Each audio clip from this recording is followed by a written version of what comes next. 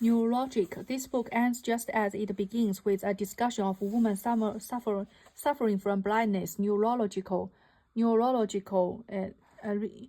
Each woman's story is completely different. Amelia is blind because of a defect in his visual circuity. Her unconscious system was unable to process fountains of light and convert them into a picture of the world.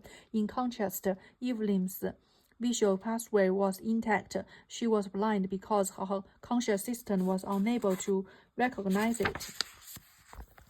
Unable to get access to her picture of the world, two parallel systems, two causes of sightlessness. The brain's process of creating vision is much like that of the constructing identity. For one thing, the experience of vision is made up of component parts.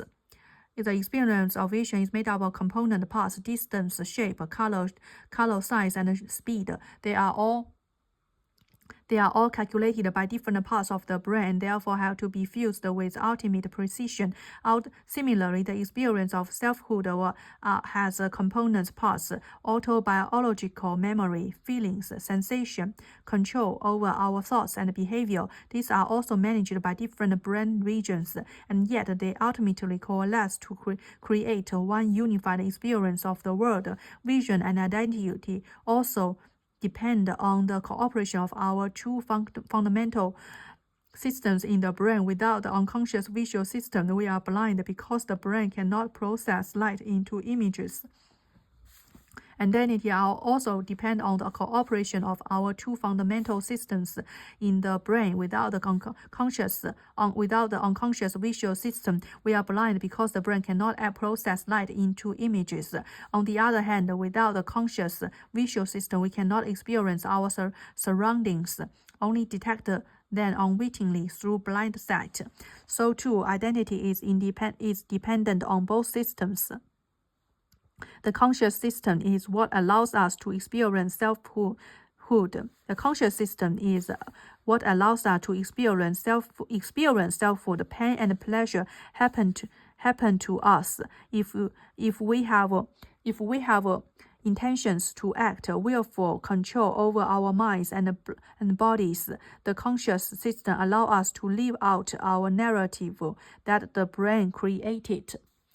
And the unconscious system creates that narrative. It takes disconnected fragments of our experience, filling in the gaps when necessary, and chronicle our life story. It builds our senses of self. What's more, it maintains and protects that sense, even using dissociation to oust harmful thoughts and memories. So, when you talk with someone, you are using your conscious. You can talk them very openly, even talk them with your secrets. But the unconscious mind in yourself that is protecting you. If you meet a very bad friend, even if you opened your heart to this friend, your unconscious system will protect you. Still, why do this? What is so secret about the human identity? From an evolutionary perspective, self-retrospective organisms are more likely to survive. Reflective? I don't think so. Yeah, you do think so? Yes, we care about our own survival and are invested in protecting ourselves and our lineage. It is no wonder. So your idea is for the evolutionary. The brain helps us gain insight into our own thinking. It helps us understand our intentions, reflect on our reasoning, deliberate our reasoning, and act in a way that is consistent with our goals and desires. Having a sense of identity allows us to better understand our own nature and advance our place in the world. It's no wonder then that the brain places a premium on maintaining the health of our personal narrative. Each waking moment we spend, the brain underlying logical circuitry absorbs the experiences we accumulate, scrutinizing them to mature and refine human identity, even outside wakefulness. During our dreams each night, our unconscious may be fixated on the same objective. Some neuroscience theories that the function of dreaming is to help develop our sense of self. Perhaps that's why dreams are always take place in the first person.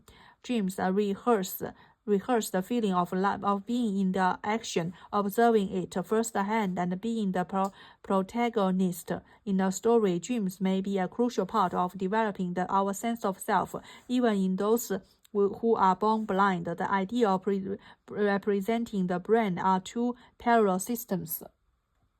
One conscious and one unconscious is actually a controversial one in neurosciences. It's not that scientists deny that unconsciousness exists or that there are processes in the brain that operate below the conscious threshold. Rather, research studies are seldom designed in a way that acknowledge this parallel processing infrastructure.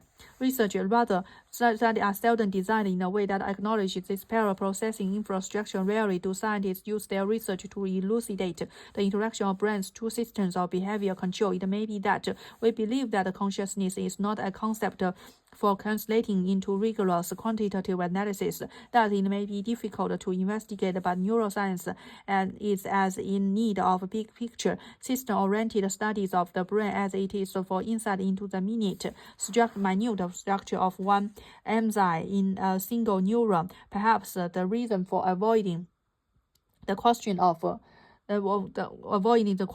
the consciousness is that for some mountains seem too high, too tall to climb. Often in the history of the sciences, mysteries have been declared impenetrable, touted as a black box, because research did not have the right framework. Breakthroughs require that we pose the right questions. While some might erect it is a platform with which to approach many of the baffling questions, while some might elect to keep the focus of research on straightforward extensions what we already know. Others might try to open the black box by thinking outside it and asking questions. So no one.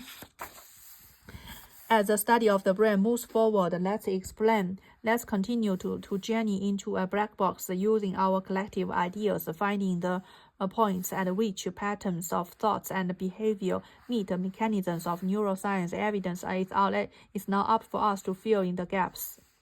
For I organize them into a single narrative.